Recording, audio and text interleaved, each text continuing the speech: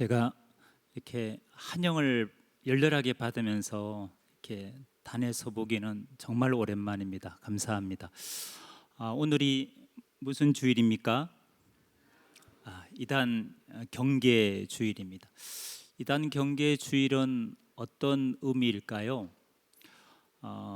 우리 주변에 우죽순처럼 활동하는 사이비 이단에 대해서 우리가 배우고 또 분별하는 그런 시간입니다.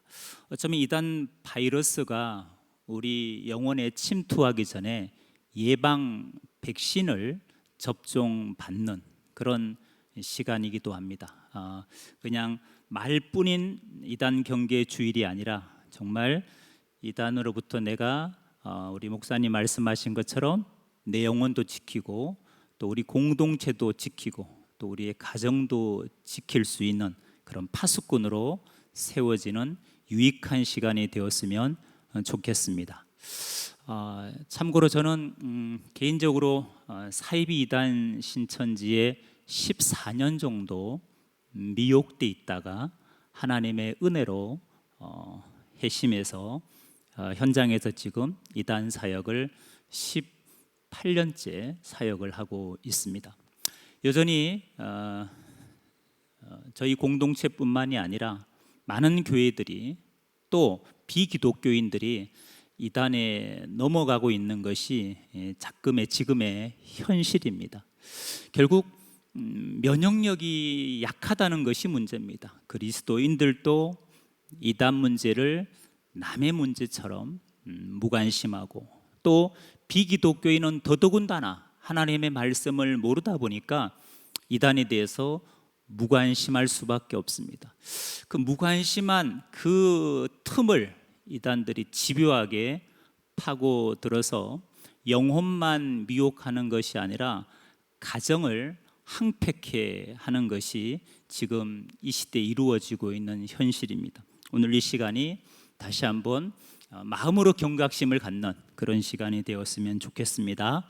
오늘 우리가 읽었던 본문의 말씀은 마태복음 24장 24절부터 25절입니다.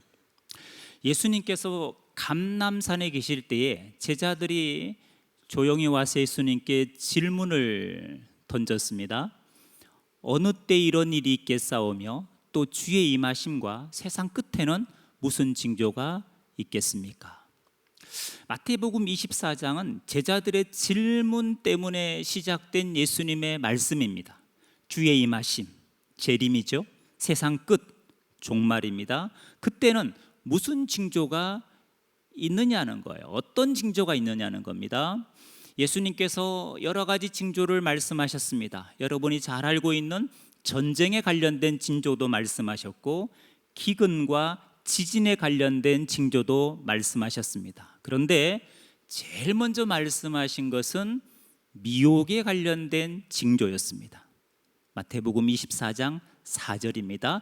예수께서 이르시되 너희가 사람의 미혹을 받지 않도록 주의하라. 많은 사람이 내 이름으로 와서 이르되 나는 그리스도라 하여 많은 사람을 미혹하리라. 이단들의 미혹이 종말이 가까우면, 재림이 가까우면 많이 역사한다는 거죠. 11절에 가보면 예수님께서 재차 말씀하셨습니다.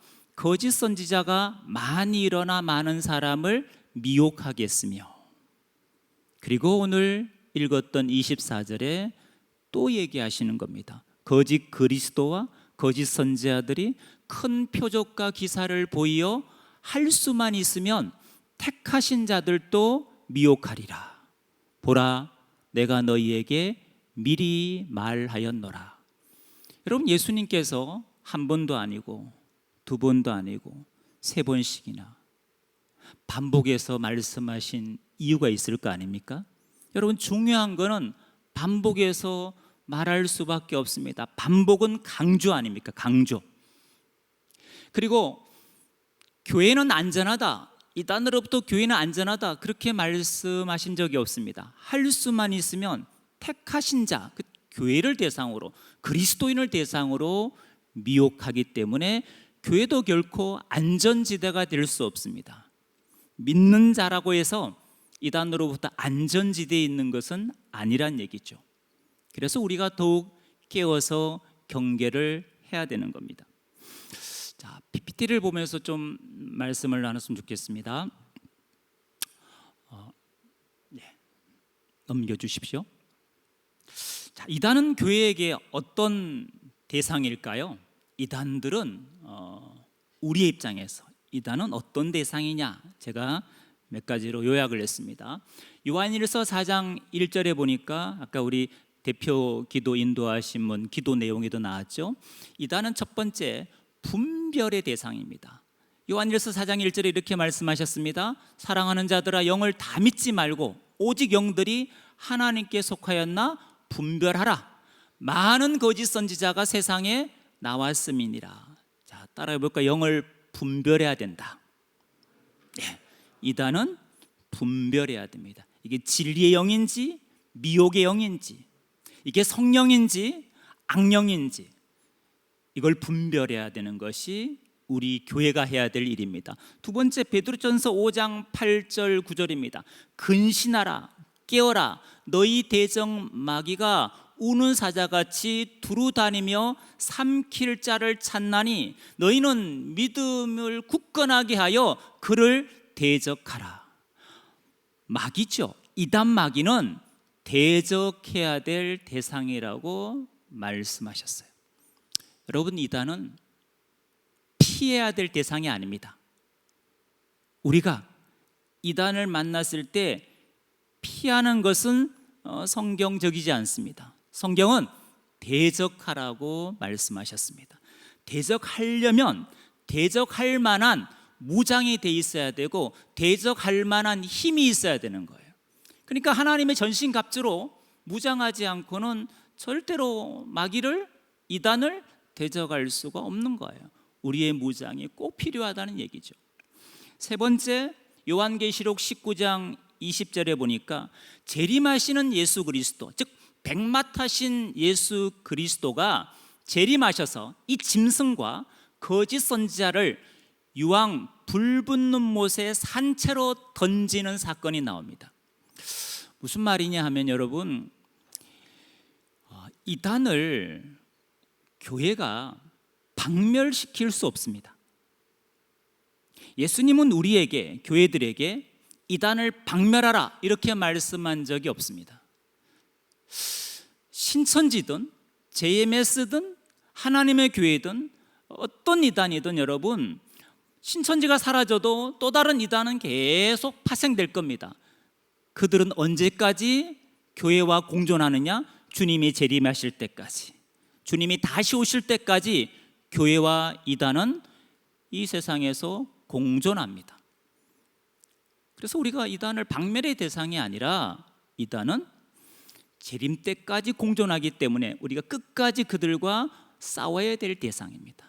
그래서 교회들에게 전투를 명하신 거죠. 요한계시록 2장 3장을 보시면 에베소, 서머나, 버가모, 두아디라, 사데, 빌라델비아, 라우디게아 교회 편지를 보낼 때 예수님은 말미에 이기는 그에게는 내가 낙원에 있는 생명나무 과실을 주어 먹게 하겠다.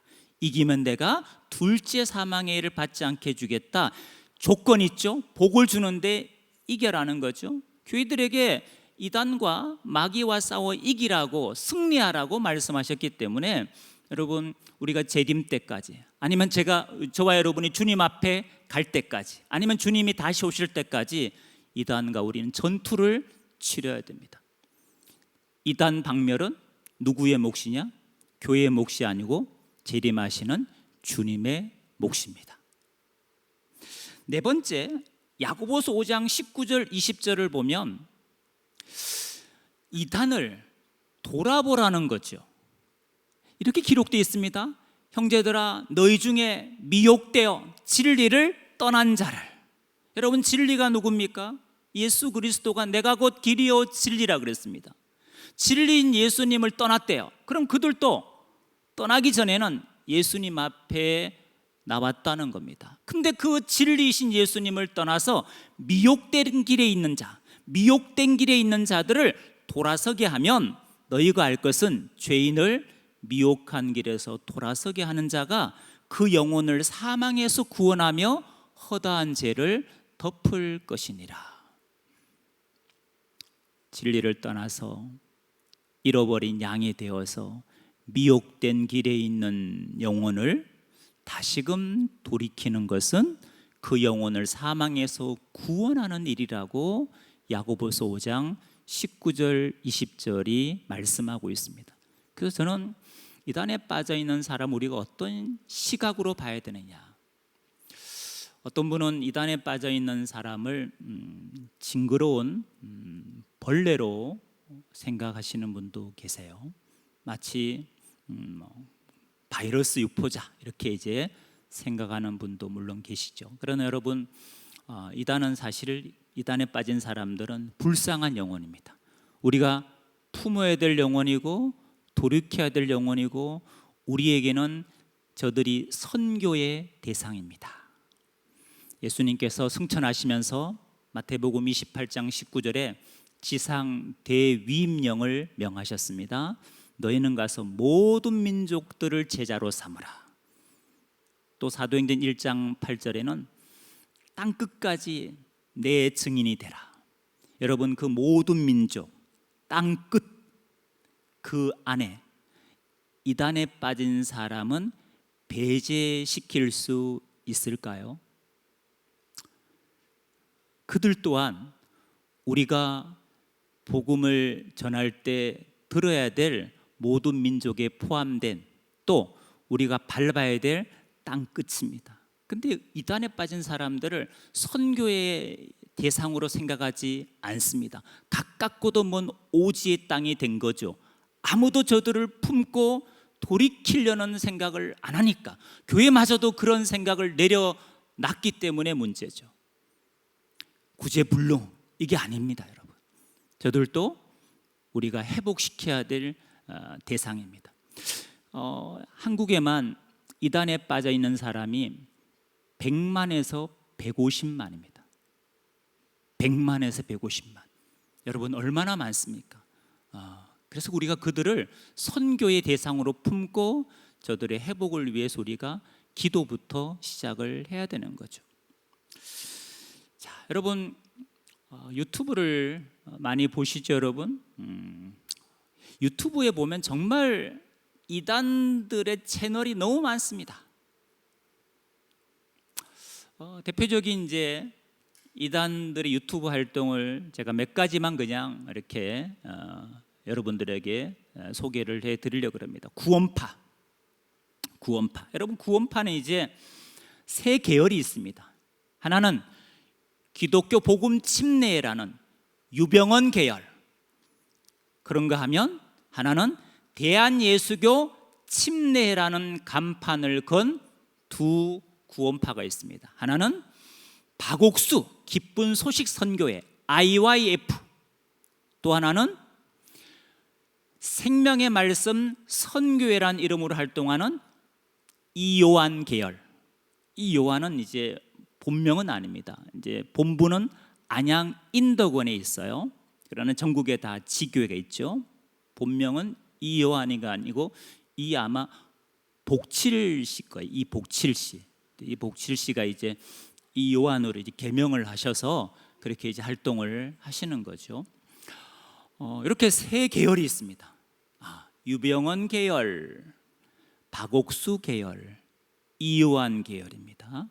이 중에 가장 많은 활동을 하고 있는 두 구원파는 박옥수 계열과 이요한 계열입니다.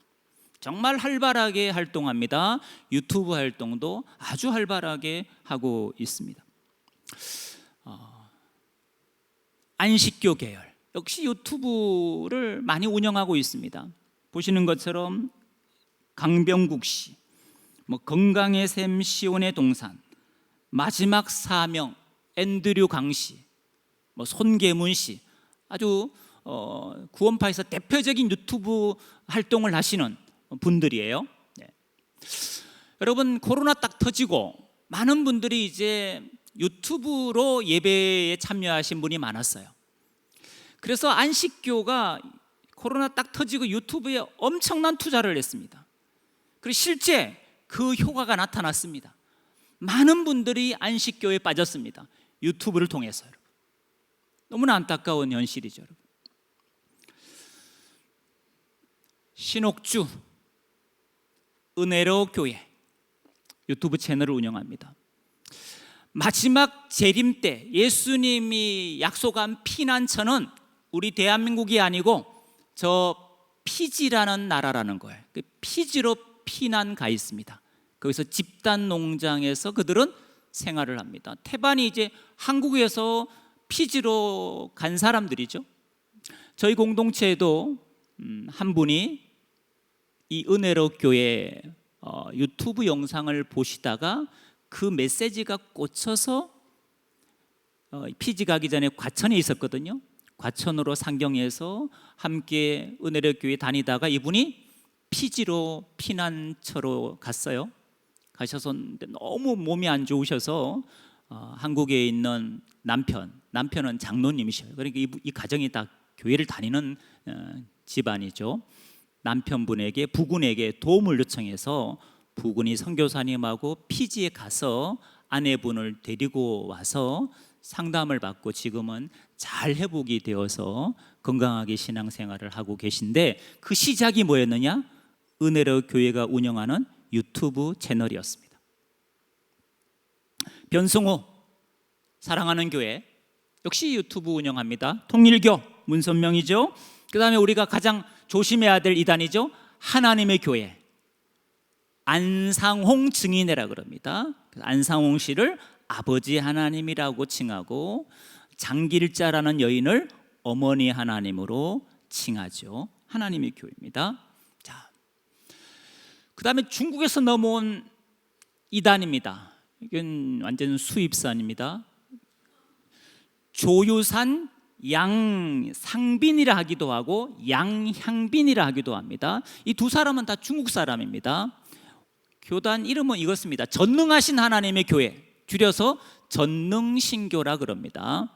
이들이 이제 중국에서 시작해서 이제 국내 들어와서 활발하게 충청도 지역에서 유소스테를 매입해서 집단 생활을 하면서 포교 활동을 시작을 했습니다. 앞으로 우리가 아마 많이 듣게 될 이단 사이비 집단 중에 하나가 바로 이 동방번개라는 또는 전능하신 하나님의 교회 전능신교라는 이름이 될 겁니다. 그 다음에 이제 킹제임스 성경만이 유일한 성경이라고 주장하는 자들도 유튜브를 운영합니다. 자, JMS 정명석이죠. 네, JMS는 이제 여러분 뭐 TV를 통해서 많이 접했을 것 같습니다. J는 누구의 이름의 약자입니까? JMS 정명석이죠. 그 안에서는 지저스 모닝스타 이렇게 부릅니다. 혹은 지저스 메시아 세이비어 이렇게 해서 JMS라고 칭하는 겁니다. 자, 그 다음에 오늘 제가 말씀드릴 신천지 역시 유튜브 활동합니다. 여호와 증인 그리고 지방교회 역시 유튜브 활동을 활발하게 하고 있습니다. 자, 여러분들 한번 이렇게 질문해 보겠습니다. 유튜브 시청의 기준이 있습니까, 여러분에게? 여러분 유튜브를 보실 때 특별히 여러분은 그리스도인들이니까 다양한 채널을 보실 거 아닙니까? 기독교에 관련된 채널을 보실 때 여러분 나름 기준이 있냐? 어떤 기준을 갖고 유튜브를 보십니까? 여러분? 제가 볼 때는 무분별한 유튜브 시청만큼 위험한 게 없습니다. 무분별한 유튜브 시청. 그러니까 여러분 반드시 유튜브 채널은 공신력이 있는 단체, 공신력이 있는 기관, 공신력이 있는 사역자가 운영하는 유튜브 채널을 보시는 것이 그나마 안전하다 이렇게 말씀드리고 싶습니다. 자, 최근 이제 사이비단 신천지 동향을 좀 말씀을 드리겠습니다. 자, 신천지는 코로나 때 잠시 공개 포교로 전환했습니다. 공개 포교라는 것은 신천지를 드러내놓고 미혹하는 활동을 두고 공개 포교라 그럽니다. 코로나 때 잠시 신천지를 드러내놓고 미혹을 했습니다. 그러나 신천지를 표방하면서 미혹할 때 미혹당하는 사람은 당연히 많을 수가 없습니다. 적게는 있었겠지만 많지 않았죠. 그래서 신천지는 여전히 과거에 사용했던 속임수 전략, 모략 포교를 사용합니다. 모략 포교는 뭐냐? 신천지 정체를 철저히 숨기고 접근해서 친분 관계, 신뢰 관계를 쌓은 다음에 성경 공부로 어느 정도 신뢰를 준 다음에 신천지를 드러내는 전략을 모략 포교 혹은 속임수 전략이라 그럽니다. 지금은 모략 포교에 집중한다고 보시면 되겠습니다. 공개 포교는 그냥 형식적으로 하는 거죠. 그래서 가장 많은 이제 포교 미혹 방법이 이제 지인 포교입니다. 지인. 한 사람이 신천지 포섭이 되면 이 사람과 관계된 가족들, 친척들, 친구들, 직장 동료들, 학교 선후배들, 이들이 다, 이웃들까지 다 포교 대상이 되는 거죠. 그 사람이 준 정보를 바탕으로 미혹된 사람들이 자기 지인들의 정보를 다 신천지에 넘겨주면 이게 그 지인 포교가 시작이 되는 겁니다. 전략적으로. 그 다음에 많이 쓰는 게 노방 포교죠. 설문제하고. 그 다음에 대학생 또 청년들을 대상으로 하는 게 동아리 소모임입니다. 그리고 일일 찻집도 하고요. 자기가 일하는 아르바이트 하는 곳에서 사람들을 섭외하기도 합니다. 크게 하는 방법들을 말씀드렸고요. 길거리 자판 활동 하고 있고요. 또 신천지로 미혹되는 관문이 어디냐? 여러분 신천지는 오늘이 주일이잖아요. 근데 신천지 교회는 주일날 여러분이 한번 신천지 교회를 답사하고 싶어서 가고 싶어서 갈 수 있는 곳이 아닙니다. 거기는 아이디 카드가 없으면 입구에서 출입을 할 수가 없어요. 신천지는 신천지 교회로 바로 갈 수 있는 그런 곳이 아니에요. 반드시 어디를 거쳐야 되느냐? 센터를 거쳐야 됩니다. 신천지 관문은 어디냐? 센터죠. 신천지 지파나 지교회 밑에는 반드시 센터들이 있습니다. 그 센터에서 6개월이라지 9개월 동안 성경 공부를 통해서 신천지 교리에 세뇌된 사람만 출입할 수 있는 곳이 신천지 교회예요. 그 신천지 입장에서는 어디에 집중하느냐? 센터의 수강생들을 모으는 데 집중하는 겁니다. 센터 수강생이 늘어나야 신천지 교인이 증가하니까 센터 수강생이 없으면 신천지 교회에 들어갈 사람이 없는 거죠. 그 신교 센터가 코로나 때 거의 80% 사라졌습니다. 운영이 안 됐어요. 그러다가 2, 3년 전부터 코로나 이전 80%까지 센터가 계속 세워지고 있습니다. 그리고 포교 연령이 좀 확대됐습니다. 코로나 전에는 사실 이제 70세 이상은 포교하지 않았어요. 장애인도 포교하지 않았습니다. 왜냐하면 신천지 입장에서 고령자나 장애인은 신천지 와도 도움이 안 되니까.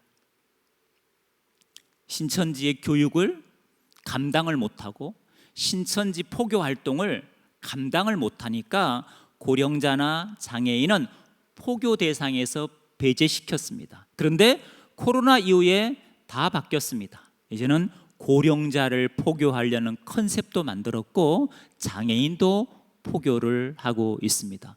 왜냐하면 코로나 때 신천지 탈락자가 너무 많기 때문입니다. 그 수를 만회하기 위해서 지금 포교 연령을 확대했다고 보시면 됩니다. 여러분 잘 보이시는지 모르겠습니다. 사진 한 장인데요. 신천지 안에서 한 지파 안에서 사진을 찍은 겁니다. 여기는 전 교인이 아니고요. 한 지파의 사명자들만 모아놓고 사진을 찍은 겁니다. 사명자라는 것은 이제 신천지에서 구역장 이상 그래서 사명자라 하는데 그들 모아놓고 지금 출정식을 했습니다. 근데 여러분 현수막에 혹시 글씨가 보일까요? 네, 뭐라 써놨습니까? 진짜배기 혁명완수 특전대 출정식 이렇게 현수막을 걸어놨습니다.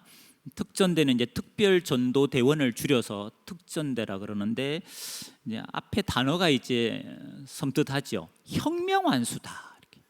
혁명완수다. 대단히 공격적인 문구를 단어를 사용하고 있습니다. 그래서 그들에게 포교는 우리로 말하면 전도죠. 그들에게 포교는 혁명완수입니다. 혁명완수. 그리고 그들에게 포교는 구원의 조건입니다. 구원받으려면 반드시 누군가를 포섭을 해야 됩니다. 전도를 해야 되는 거예요. 우리로 말하면. 그래야 자기가 구원을 받는 거예요. 전도 못하면 구원에서 배제된다는 얘기입니다. 이게 그들이 주장하는 행위 구원이죠.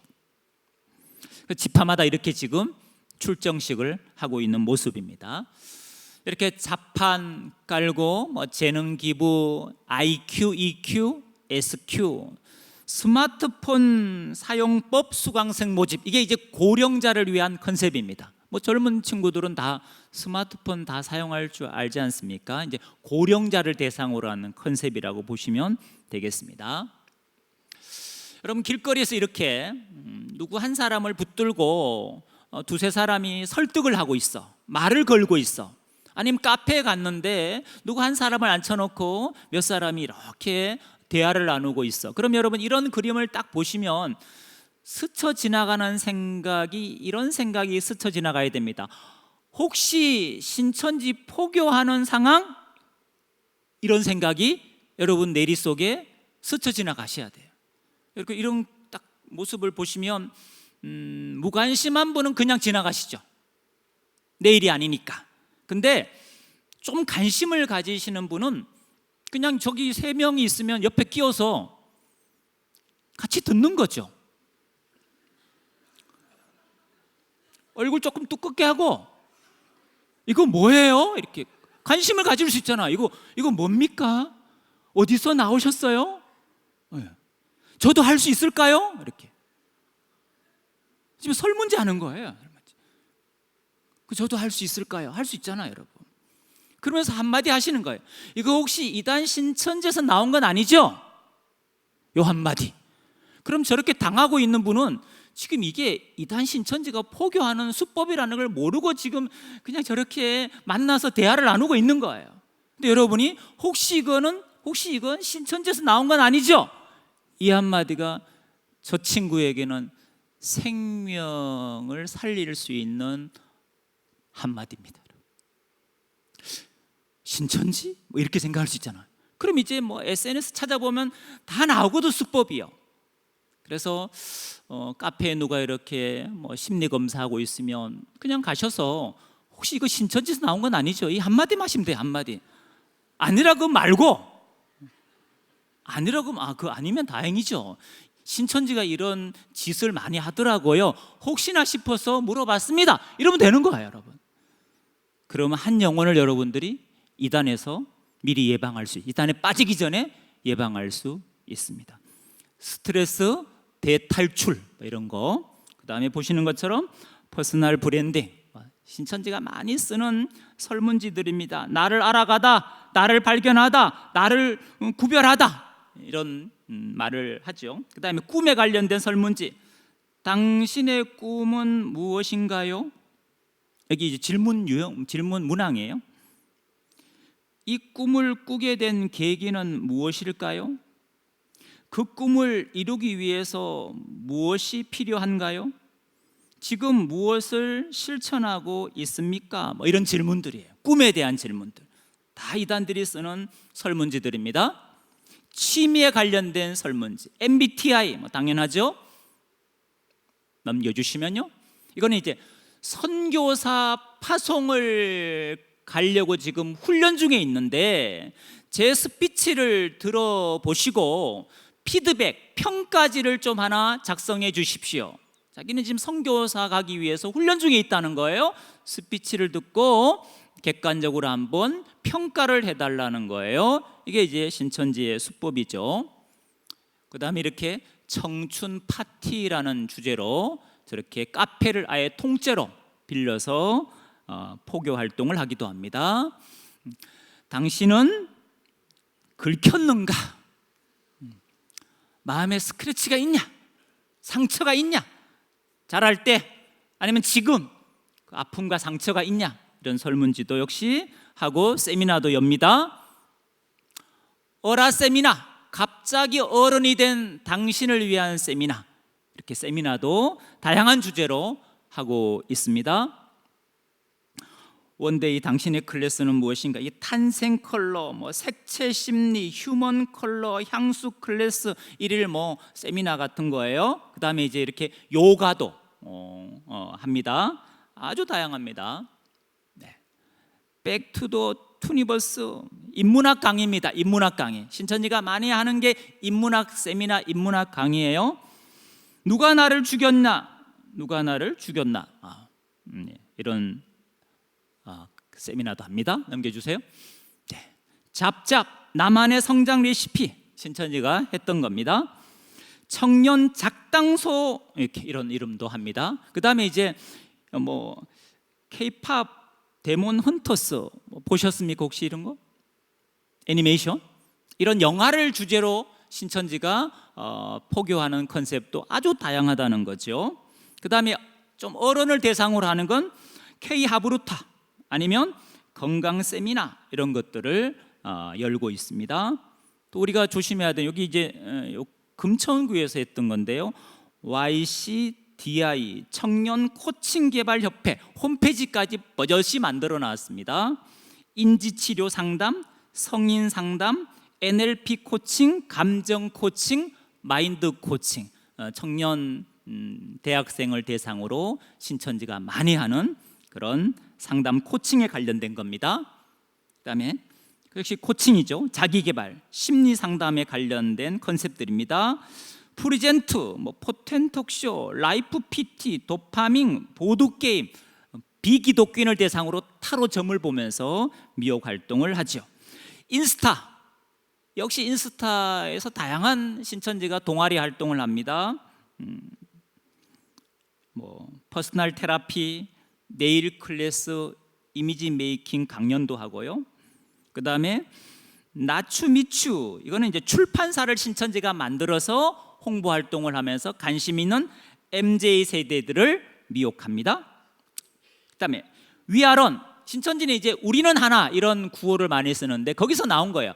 위아런, 러닝 크루, 달리기 동아리를 만들어서 동호회를 만들어서 활발하게 활동을 하고 있습니다. 독서를 주제로 한 미혹 방법입니다. 독서 도파민 디톡스. 그 다음에 스케치업 동아리. 개인적으로 그림을 그려서 우리가 함께 전시회를 하자는 거죠. 개인 그림을 그린 걸 갖고 같이 단체로 전시하는 컨셉이 바로 스케치업 동아리입니다. 연애를 주제로 한 미혹 수법입니다. 연애 시그널 넘겨주세요. 최근에 했던 건데 뽀송뽀송 빨래방, 신천지가 이제 만든 컨셉이에요. 팝업 스토어도 운영하고요. 도파민 디톡스라는 단어를 많이 씁니다. 포교 대상자의 명칭이 사랑입니다. 사랑이를 초대하고 그 사람에게 맞는 유형별 상담을 연결합니다. 체험 부스도 운영하고요. 신청은 구글 폼이나 이벤터스에서 신청을 받습니다.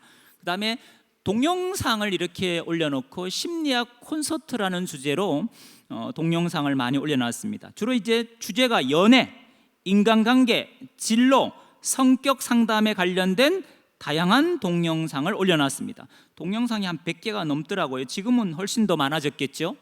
그 다음에 충남대 총동아리 연합회를 신천지가 5년 동안 장악을 했습니다. 5년 동안 동아리 연합회 회장, 부회장, 총무, 임원들을 다 신천지가 한 거죠. 5년 동안 공금도 횡령하고 건강한 선교단체, 예를 들면 CCC 같은 건강한 선교단체는 대학가에서 활동을 못하게 규제하고 자기들은 버젓이 대학교 안에서 캠퍼스 안에서 미혹 활동을 했습니다. 5년 동안. 어떻게 알게 됐느냐? 거기서 활동하던 신천지 대학생이 회심을 내서 제보를 하는 바람에 드러난 거죠. 그럼 전국에 있는 수많은 대학, 다 이단들의 활동이 활발한 곳이죠. 그래서 이단들의 황금어장은 어디냐? 캠퍼스입니다. 캠퍼스는 이단들의 황금어장이다. 신천지뿐만이 아니고 구원파, 하나님의 교회는 아세즈란 이름으로 활동합니다. JMS, 다락방도 마찬가지예요. 지방교회 COC 이름으로 활동합니다. 다양한 이단들이 다 캠퍼스에 목숨을 걸었습니다. 그래서 신천지 같으면 청년들 한 퍼센트가 한 구성원의 한 50% 40%가 청년들이거든요. 근데 그 청년들이 언제 미혹됐느냐 하면 고3에서 대학교 1, 2, 3, 4학년 안에 가장 많이 미혹돼 갔다고 보시면 될 것 같습니다. 자, 두 번째 신천지 동향입니다. 신천지가 지역 문화 행사를 주관합니다. 지역 문화 행사를 주최합니다. 지방자치단체가 해야 될 문화 행사를 신천지가 대행한 곳도 있었습니다. 여러분, 지방자치단체가 신천지 문화 행사의 후원자가 됐어요. 여러분, 공신력 있는 기관들이 어떤 문화 행사의 후원자가 되면 시민들은 어떻게 생각할까요? 이 문화 행사가 대단히 건강하다, 안전하다고 착각할 수 있습니다. 왜? 공신력이 있는 지방자치단체가 그 문화 행사에 후원을 하니까. 광역시 문화 활성화 프로젝트에 지원해서 재원을 시로부터 받아서 포교 활동을 하고 있습니다. 신천지가 자기 돈으로 포교 활동을 하는 게 아니에요. 시 재원, 문화재단의 재원을 확보해서 자기들이 포교 활동을 합니다. 보시면 이거는 부산에서 있었던 겁니다. 부산 청년 커뮤니티 행사입니다. 시 페스타를 했어요. 문화 플랫폼, 동구 문화 플랫폼을 빌려서 했습니다. 시 페스타, 아주 많은 청년 대학생들이 모여 있죠. 이거는 부산 아시아드 주 경기장을 대관해 가지고 동아리 플리마켓을 열었습니다. 어마어마한 행사를 한 거죠. 그러니까 이제는 몇 사람 각계전투로 미혹하는 걸 벗어나서 이제는 여러 다수를 대상으로 미혹 활동을 하고 있다는 걸 기억하셔야 됩니다. 이건 울산에서 있었던 겁니다. 청년 크루 페스티벌 2023년에도 하고 2024년에도 했습니다. 보시면 이제 후원자가 누구냐? 울산광역시입니다. 울산광역시의회가 신천지 문화행사를 아예 후원을 하고 있는 거죠. 그리고 시 재원을 받아서 이 행사를 열었습니다. 시장에 와서 축사를 했습니다. 보시는 것처럼 중앙에, 시 중앙에 이렇게 100개 부스를 만들어서 시민들이 좋아할 만한 모든 동아리들을 다 만들어 놨습니다. 이건 이제 신촌에서 했던 행사죠. 신촌 스타광장에서 신천지가 했던 청춘 팔레트라는 신천지 문화 행사입니다, 여러분. 지금 청년들이 꽤 많이 모여 있죠. 이거는 이제 마포에서 한 거, 홍대 전철 입구 앞에서 한 겁니다. 마포구에서 5천만 원을 지원했더라고요. 그 지원을 받아서 신천지가 버젓이 저렇게 문화활동으로 미혹하고 있는 겁니다. 이거는 이제 시로부터 지원을 받아서 어플을 신천지가 만들었습니다. 맛집 어플, 카페 어플을 만들었어요. 다 시로부터 지원받아서 미혹 활동을 하는 어플들입니다. 그래서 여러분, 이런 생각을 하시면 안 됩니다. 신천지의 수법이라는 것이 제가 지금 보여드린 것만이 이단 신천지의 포교 방법이 아니에요. 그래서 여러분, 이런 방법은 신천지가 안 쓰겠지, 설마 이런 수법까지 사용하겠어 하는 이런 착각을 하시면 안 된다는 거죠. 지금 보여드린 건 그냥 빙산의 일각이에요. 사이비이단은 사용하지 않는 수법이 없습니다. 모든 게 가능합니다. 어떤 것들이 드러나게 되면, 기사화되고 또 알려지게 되면 또 다른 수법을 그들은 반드시 오늘 밤에라도 그들은 만들어냅니다. 그게 이단들의 속성이에요, 여러분. 그래서 유사한 방법의 접근을 받으셨으면 여러분, 그게 이제 신천지 수법이고 좀 관심을 갖고 다양한 것들을 좀 오늘 같은 날은 좀 이단 경계 주일이니까 여러분 모임할 때 서로 경험한 것이 있으면 나눠보는 것도 좋을 것 같습니다. 자, 세 번째입니다. 신천지 추수밭 포교와 산옮기기 전략. 자, 추수밭이라는 어떤 의미냐? 신천지가 쓰는 용어입니다. 신천지는 정통교회를 추수밭이다 이렇게 표현합니다. 정통교회를 바벨론이라고도 말하고 혹은 추수밭이다 이렇게 표현합니다. 그럼 신천지는 어떤 용어를 쓰느냐? 자기들은 곡간이라는 용어를 씁니다. 그래서 밭에서 곡간, 이게 이제 정통교회 사람들을 미혹해서 신천지로 데려가는 것을 밭에서 곡간으로 추수했다, 알곡을 추수했다, 이렇게 생각하는 거죠. 그래서 반드시 여러분, 이게 교리예요. 교리이기 때문에 신천지인들은 누구에게 관심이 있느냐? 교회를 다니는 그리스도인들에게 관심이 있습니다. 비기독교인에게 관심이 더 있을까요? 아니면 교회 다니는 그리스도인에게 관심이 더 있을까요? 그리스도인에게 훨씬 더 관심이 있습니다. 여러분은 성경을 읽습니까? 안 읽습니까? 읽지요? 큐티하잖아요. 여러분, 비기독교인은 성경 보고 합니까? 안 하거든요. 여러분, 신천지의 미혹의 매개체가 성경입니다. 성경을 한 번이라도 본 사람들이 훨씬 미혹하기 좋은 거예요, 대상자로서는. 그래서 우리가 더 경계해야 될 이유죠. 그래서 정통교회를 일컫는 용어가 추수밭이다, 이거예요. 그 다음에 산옮기기는 뭐냐? 정통교회를 통째로 삼키거나 아니면 분열시키거나. 중대형 교회는 분열적으로 전략을 세우고, 소형교회, 개척교회 같은 경우는 통째로 삼키는 전략을 신천지는 가지고 있습니다. 분열시키거나 통째로 삼키거나, 이걸 이제 산옮기기 전략, 이렇게 부릅니다. 이제 최근에 안타까운 소식들이 점점 들려오고 있습니다. 물론 이제 조금은 과대 포장한 것도 있어요. 그러나 제가 실제 제보를 받은 바로는 실제 정통교회 힘들어하는 개척교회하고 또 개척했지만 성장하지 못한 그런 소형 교회 중에 많은 분들이 또 신천지로 넘어가는 사례가 있습니다. 여기 보시면 이제 신천지와 장로교회가 MOU를 맺고 또 MOA를 맺었다는, 신천지와 협약을 맺었다는 기사입니다. 그럼 이게 그냥 신천지가 과대 포장을 하고 기사를 냈느냐? 그렇지는 않습니다. 최근에 제가 거창에 있는 기독교 단체로부터 제보를 받았는데요. 거창이 뭐 큰 지역이 아닙니다. 거기서 오랫동안 기독교 연합 활동을 하신 목사님께서 신천지와 MOU를 맺은 거예요. 그래서 거창 기독교 연합회가 발칵 뒤집혔어요. 왜? 그 목사님은 인지도가 있는 목사님이었기 때문이죠. 실제 이제 많은 분들이 신천지 영향을 받고 그들과 MOU 맺으면서 넘어가는 사례가 있다는 것을 알 수가 있죠. 이거는 이제 서울 의정부 쪽에서 있었던 거고요. 우측은 이제 부산에서 있었던 사건이고요. 이건 대전에서 있었던 사건이고, 우측은 이제 광주, 전라남도에서 있었던 사건인데, 가장 많이 피해를 당한 곳은 강주, 전라도 지역이 훨씬 더 신천지와 많이 MOU를 맺은 걸로 파악이 됐습니다. 그럼 신천지는 어떤 교회를 추수밭으로 선호할까? 가장 많이 선호하는 추수밭입니다. 담임 목사의 교체 시기에 있는 교회를 좋아합니다.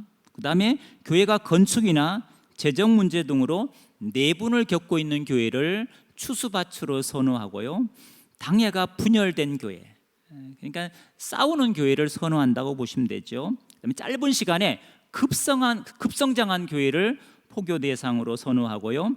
관리가 또 신방이나 교리 교육, 특별히 성경 교육이 약한 교회를 선호합니다. 그리고 이단에 대한 면역력이 약한 교회도 포교 대상으로 선호하는 교회에 들어갑니다. 네 번째입니다. 최근 신천지 포교 과정을 좀 보고, 이거는 신천지로 넘어가는 일련의 과정입니다. 어떤 단계로 신천지에 미혹되는지를 전체적으로 한번 여러분들에게 소개를 해드리려고 합니다. 신천지 용어기 때문에 참고하시면 되겠습니다. 자, 신천지 넘어가는 첫 번째 단계는 뭐냐? 찾기라는 용어입니다. 찾기. 이게 신천지 용어입니다. 자, 찾기는 뭘 찾느냐 하면, 신천지 입장에서 포교 대상자를 물색하는 단계를 두고 뭘 하느냐? 찾기라 그럽니다. 포교 대상자를 찾는 거예요. 찾는 방법이 지금 몇 가지 있습니다. 오프라인, 온라인 플랫폼. 오프라인에 보시면 설문조사를 통해서 포교 대상자를 물색하기도 하고 전단지를 사용하기도 합니다. 근데 세 번째 보니까 폼 빌리기라는 방법이 있죠. 자, 어떤 방법일까요? 폼 빌리기. 가끔 이제 길을 가는데 아니면 카페에 앉아 있는데 누가 여러분에게 이렇게 다가올 수 있습니다. 죄송한데요, 제가 핸드폰을 잃어버렸습니다.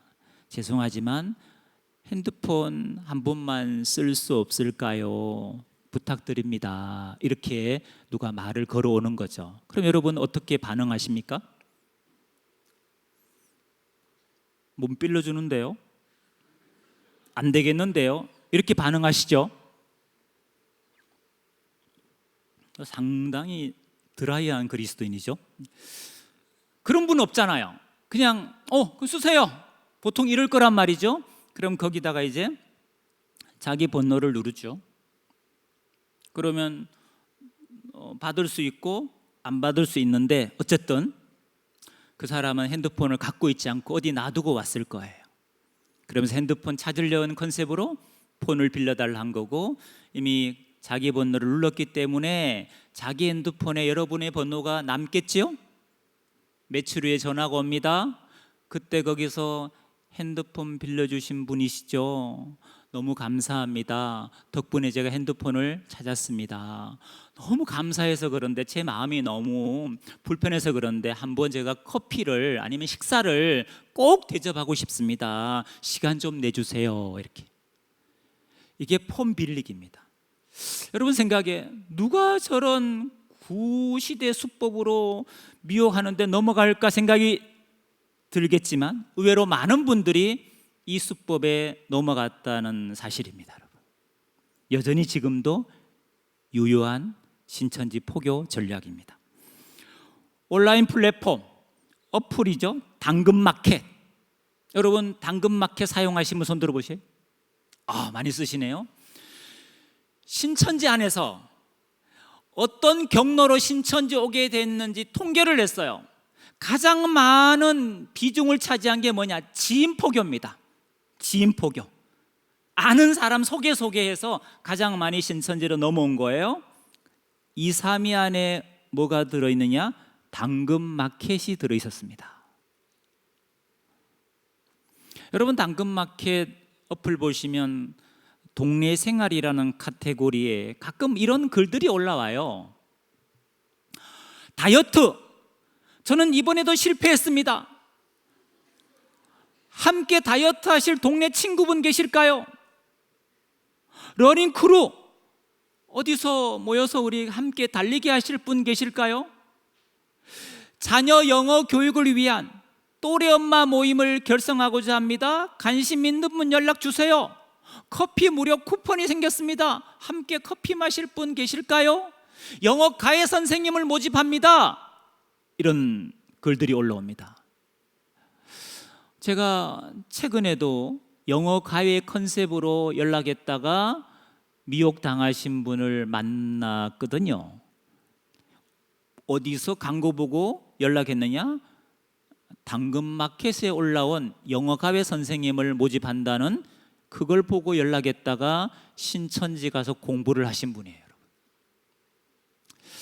여러분 당근마켓 보시면 정말 그런 내용들이 많이 있습니다. 조심하셔야 됩니다.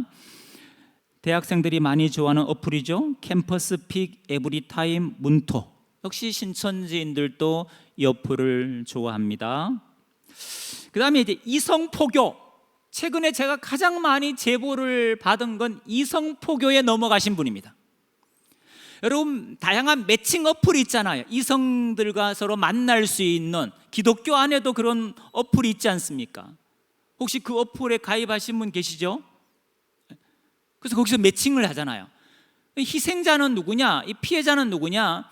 주로 남자 형제들이었습니다. 그 신천지 자매들이 이 매칭 어플에 가입해서 남자 형제를 소개받은 거죠. 근데 최근에는 형제들만 피해를 보는 게 아니고 자매들도 피해를 봅니다. 이 신천지 형제들이 이제 이 매칭 어플을 이용하는 거죠. 근데 이게 피해가 너무 커요, 사실은요. 이성 포교가 신천지 입장에서 잘 먹히는 거고 우리 입장에서는 피해가 너무 크다는 게 문제입니다.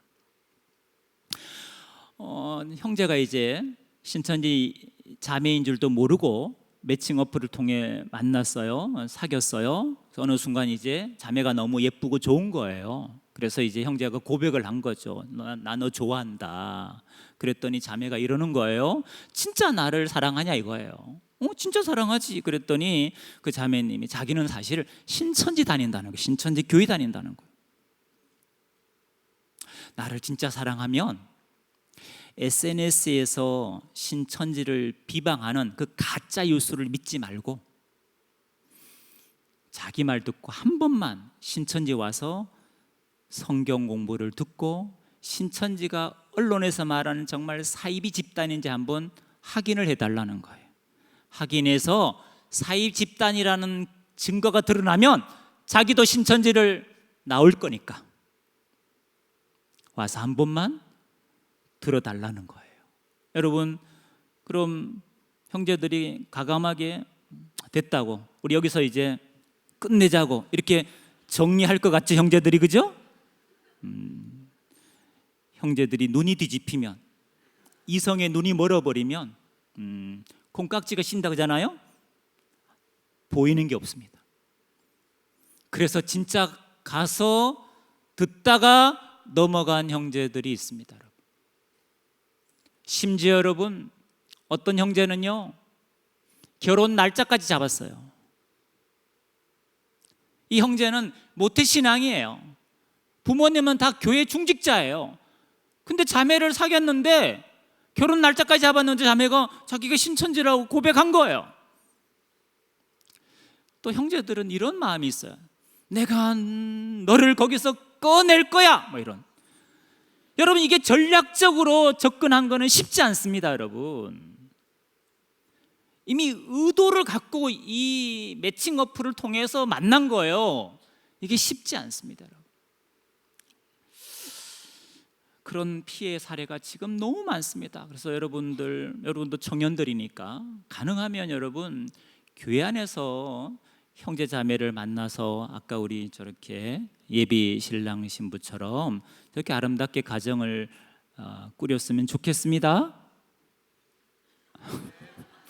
교회 안에서 멀리서 찾지 마시고 교회 안에서 믿음의 형제 자매를 꼭 만나시기를 부탁을 드립니다. 저는 부산에서 사역을 하고 있는데 저희 공동체 일원들은 숫자는 적지만 다 이제 대부분이 청년들입니다. 왜냐하면 다 이단에서 상담받고 나온 청년들입니다.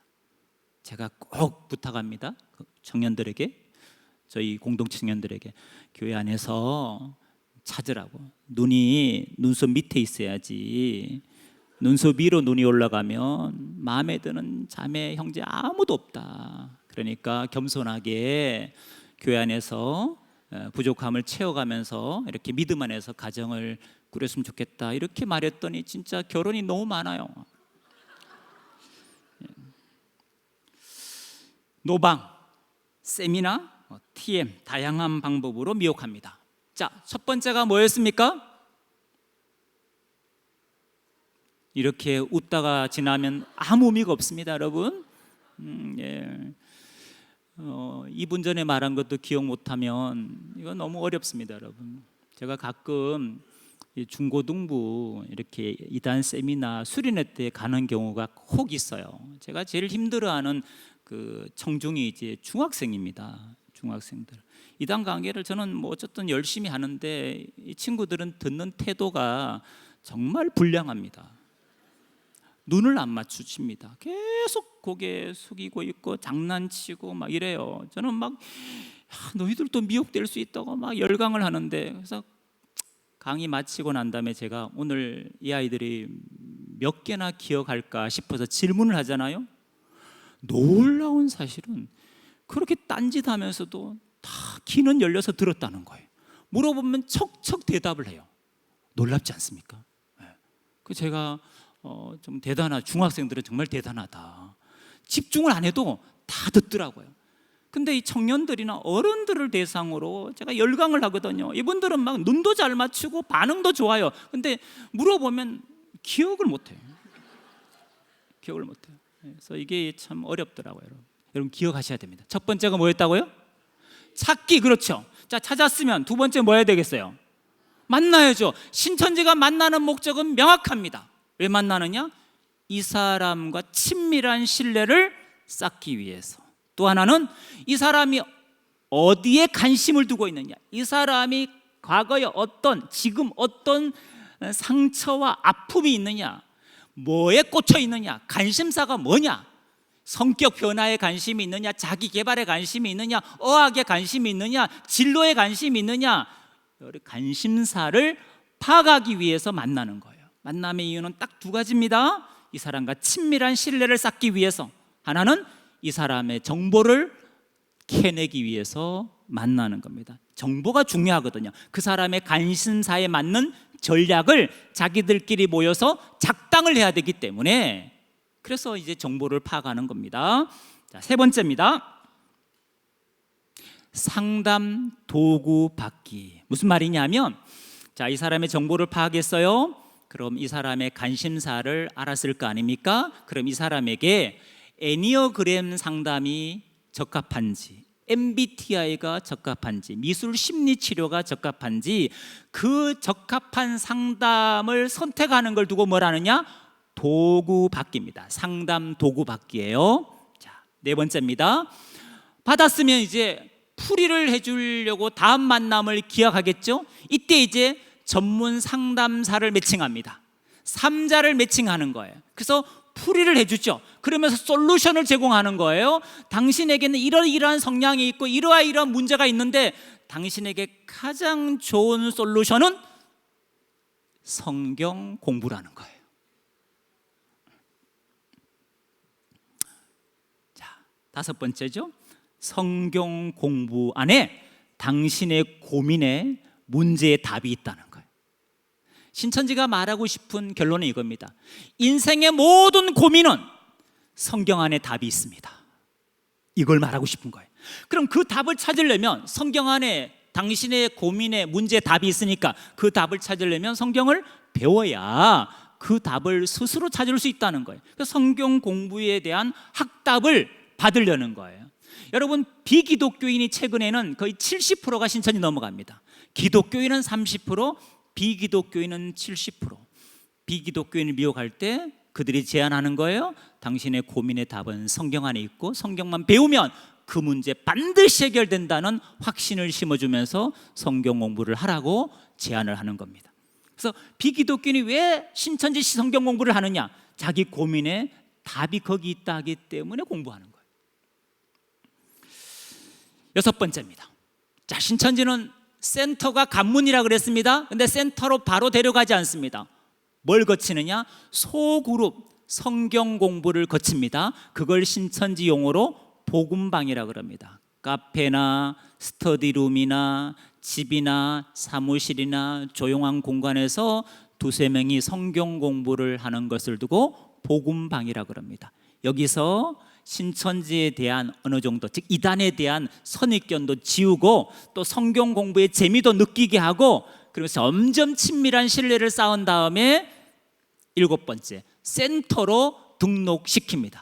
센터. 근데 혼자 보내는 게 아닙니다.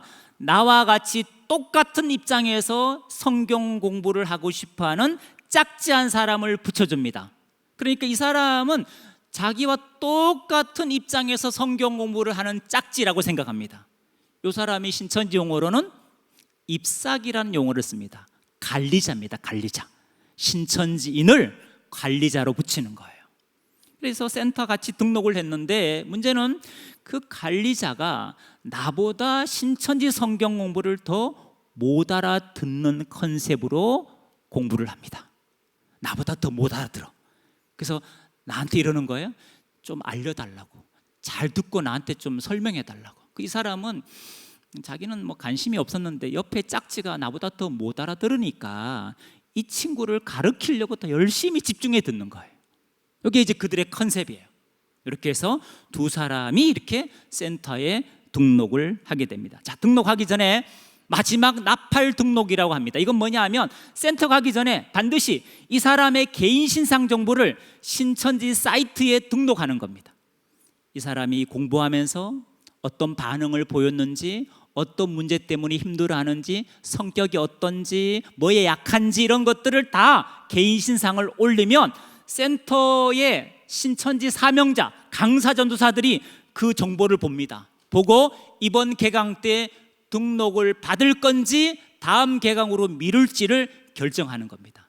그리고 미리 영상을 충분히 본 다음에 센터로 인도하게 되죠. 자, 여러분, 다음 보는 체크리스트입니다. 신천지가 어떤 사람을 포섭할 때 그냥 대충 하지 않습니다. 포교 대상자 체크리스트를 사용합니다. 크게 이제 합당한 자냐 비합자냐 이렇게 나눕니다. 환경, 인성, 신성 이렇게 나눠져 있습니다. 환경의 질문이 이런 겁니다. 주 3회 이상 성경 공부가 수업이 가능한가? 자, 1번부터 6번까지 나눠놨습니다. 1번 주 1회 유동적으로 가능하다. 2번 주 1회는 가능하다. 3번 주 1, 2회가 가능하다. 4번 주 2, 3회가 가능하다. 5번 주 3회 이상 가능하다. 1번은 비합자입니다. 진행 불가, 합당하지 않는 거죠. 이런 디테일하게 체크리스트를 사용합니다. 7개월 이내에 환경의 변동이 없는가, 건강한가, 신체나 정신적인 질병이나 사고가 있냐 이런 것도 따지고요. 다단계 하느냐 안 하느냐 이것도 따집니다. 다단계 범죄에 연루됐다, 이 사람은 비합자입니다. 신천지는 다단계 하는 사람을 아예 거릅니다. 그 다단계 안 하는 조건으로 성경 공부 가능하지만 다단계를 하면 안 됩니다. 왜냐하면 신천지 안에서 이런 일이 있었습니다. 신천지는 거의 매일 모여서 포교 활동을 다닙니다. 아침에 모여서 구호를 외치고 합심 기도를 하고 오늘 만날 사람 컨셉으로 미리 연습을 합니다. 짝지어서. 그리고 피드백을 하면서 이제 나가는데, 이 다단계에 빠진 신천지인이 신도들을 어디로 데려가느냐? 다단계 회사로 데리고 간 거예요. 교주가 그 사실을 알고 엄청 이만희 교주가 열을 받았습니다. 그래서 다단계 귀신이다 이렇게 불러가면서 다단계 하는 사람들은 아예 신천지에 들이지도 마라 이렇게 이만희가 명령을 내린 거예요. 그래서 다단계 하는 사람을 아예 비합자 이렇게 해서 합당하지 않는 자로 분류를 하는 거예요. 여러분 신천지 만나시면 그냥 이렇게 말씀하시면 됩니다. 저는 다단계에 미쳤습니다. 이러면 아예 배제를 시킬 가능성이 아주 높습니다. 여러분, 인성, 약속을 잘 지키는가? 학습 능력이 가능한가? 대인관계는 원만한가? 상대방에 대한 예의가 있는가? 정신 건강이 양호한가? 우울증, 감정 기복, 편집증, 지금 약을 복용하고 있으면 안 돼요. 안 돼요. 네? 신성, 이단 신천지 경계심이 있는가? 너무 잘 알면 안 된다는 거죠. 종교에 대한 거부감이 있는가? 이런 이제 질문에 따라 이제 체크하는 거예요. 체크해서 이제 합당한 자냐 비합자냐를 구분해서 받아들이는 거죠. 자, 여러분 들어보시니까 신천지가 좋아하는 사람의 특징이 있습니까 없습니까? 있겠죠. 그래서 잘 기억해 두시면 좋을 것 같습니다. 5번째입니다. 이제 거의 마무리돼 갑니다. 신천지 대처 방법입니다. 여러분, 제가 지금까지 소개해드린 신천지 다양한 수법, 포교 방법, 이걸 뭐 듣고 아는 것도 중요하지만 진짜 중요한 건 뭐냐? 바로 여러분이 바른 성경관위에 서 계셔야 됩니다. 정통과 이단은 성경관이 다릅니다. 올바른 성경관, 이게 정통교회입니다. 그릇된 성경관, 이게 바로 사이비 이단이 됩니다. 똑같은 성경을 우리가 갖고 있지만 물론 신천지는 개역 한글만 인정합니다. 개역 개정을 부정하고 개역 한글, 다른 역본들은 다 부정합니다.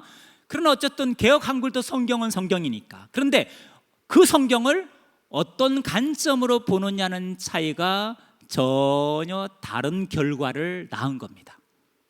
올바른 성경관은 성경을 문맥 중심으로 이해합니다. 그리고 역사적인 배경, 문화적인 배경, 지리적인 배경, 언어적인 배경을 바탕으로 두리는 성경을 해석하죠.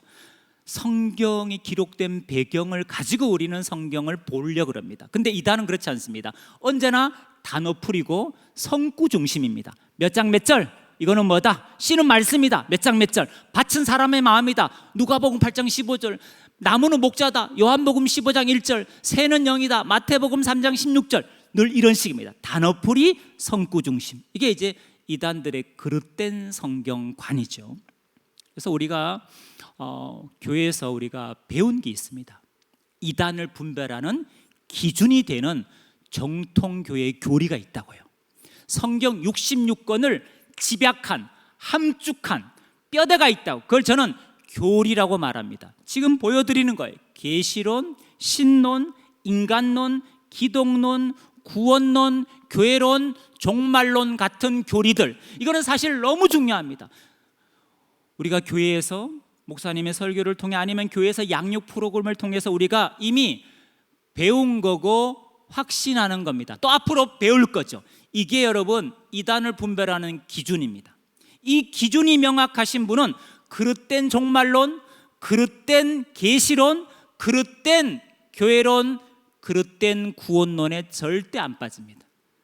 바른 구원관이 없으니까 구원파의 그릇된 구원관에 넘어가는 거예요.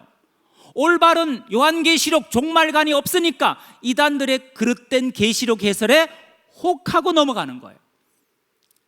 다시금 우리가 뭘 믿고 있는지, 우리가 뭘 교회에서 배웠는지를 확인하고 점검하는 것이 정말 중요합니다.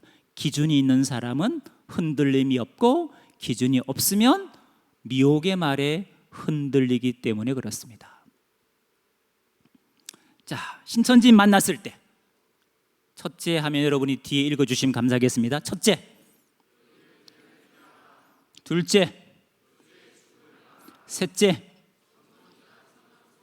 예, 여러분 신천지 교리를 모르고 이단과 논쟁은 불필요하죠.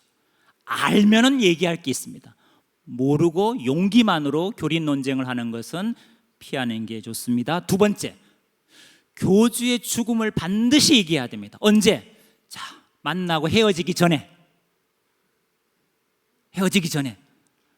이만희 씨는 육체 영생 못하고 반드시 죽습니다.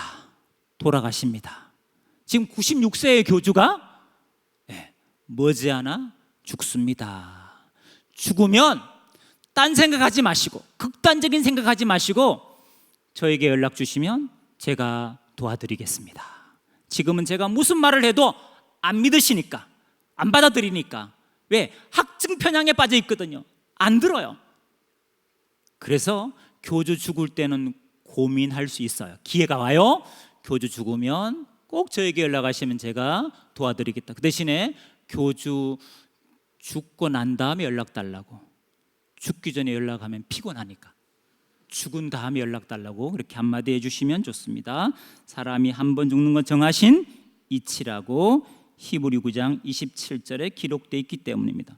그리고 여러분, 지금 혹시 신천지가 뭐가 틀렸습니까? 이렇게 얘기해 달라고 여러분에게 말하면 이렇게 말씀하시면 좋습니다. 저는 자세히는 모르니까 제가 아는 전문 상담소가 있습니다. 이단 상담소 제가 연락처를 드릴 테니까 전화하셔서 도움을 요청하십시오. 첫날 가기가 두려우시면 제가 동행해 드리겠습니다. 이렇게 상담소를 소개해 주면 좋습니다. 제가 왜 성경적 교리 반증, 무료, 자유로운 상담이라는 말을 여기 기록했느냐 하면, 신천지인들은 이단 상담소는 강제로 하는 곳이다, 돈을 받고 하는 곳이다, 감금하고 폭행하고 수면제 먹인다, 이런 교육을 받았기 때문에 두려움을 갖고 있습니다. 그래서 여기는 돈도 안 받고 무료로 상담하고 또 사람을 인격적으로 모함하는 곳이 아니라 성경을 가지고 신천지 교리가 정말 성경적인지 확인시켜주는 곳이라고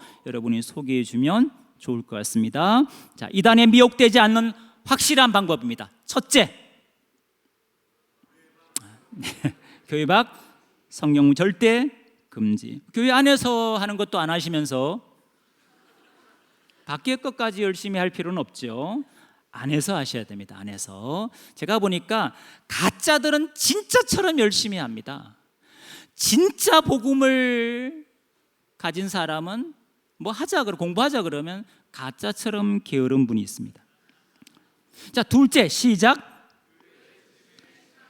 성경 공부든 신앙 상담이든 교리 교육이든 모임이든 교제든 교회 중심이 가장 안전하겠죠. 셋째,